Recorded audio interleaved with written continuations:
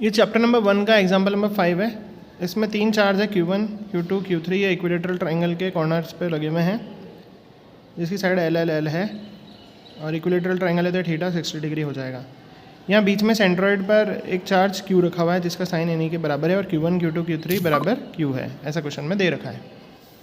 तो पूछ रहे हैं सेंट्रॉइड पे कितना फोर्स लगेगा। तो हम यहाँ पर देखें तो ये A पे जो चार्ज बैठा हुआ है इस Q पर इधर फोर्स लगाएगा F1, ये Q2 इसको इधर फोर्स लगाएगा F2, Q3 इधर फोर्स लगाएगा F3।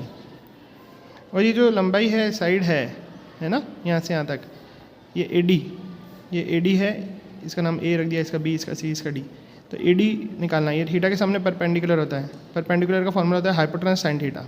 हाइपोटेनस है AC जिसकी लंबाई है L, तो परपेंडिकुलर का फॉर्मूला होता है हाइपोटेनस साइन थीटा।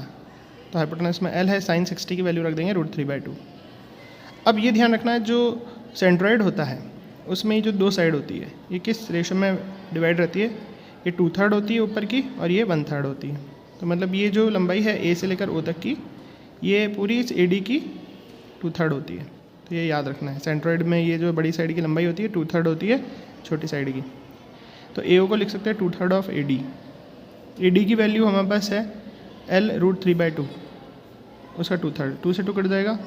इस 3 को √3 लिख देंगे, एक √3 से एक √3 कट जाएगा तो L/√3 बचेगा।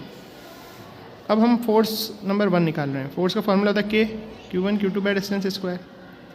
तो हमने यहाँ पे लिखा K, Q1 Q2 बीच का डिस्टेंस का स्क्वायर। ये डिस्टेंस था हमारे पास AO, कितना था L/√3।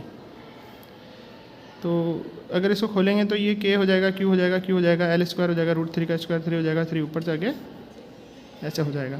तो ये F1 आ गया। अब जैसे F1 आया, जितना F1 आया वही F2 भी उतना ही होगा, क्योंकि चार्ज भी सेम है, डिस्टेंस भी वही सेम है, उतना ही F3 भी हो जाएगा। तो F2 और F3 बराबर होगा। अब F2 और F3 का रिजल्टेंट कहाँ आएगा, वेक्टर के रॉ से इधर। तो रिजल्टेंट का फॉर्मूला होता है √F1² + F2² + 2F1 F2 cos theta.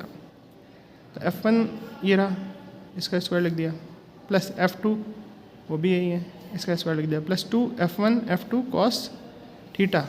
ये थीटा क्या होगा, F2 और F3 के बीच का ये एंगल कितना है 120 डिग्री।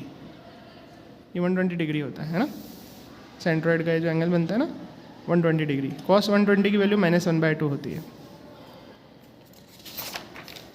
तो अब क्या करेंगे, ये F1² हो गया, ये F2² हो गया, प्लस 2F1 F2 सेम ही था तो स्क्वायर लिख दिया, cos 120 -1/2, 2 से 2 कट जाएगा, ये माइनस बचेगा, -3KQQ/L² और ये प्लस 3KQQ/L² कट जाएगा तो बचेगा खाली इसका रूट। ये स्क्वायर से रूट हट के ये आंसर आ जाएगा फोर्स रिजल्टेंट। तो रिजल्टेंट कितना आया 3KQQ/L² और F1 नीचे था वो कितना था 3KQ/L²। F1 कहाँ नीचे था, देखिए रिजल्टेंट है ऊपर, F1 है नीचे और दोनों की वैल्यू सेम आ रही है। तो नेट फोर्स कितना हो गया फाइनली 0। तो इस तरह से क्वेश्चन सॉल्व होगा।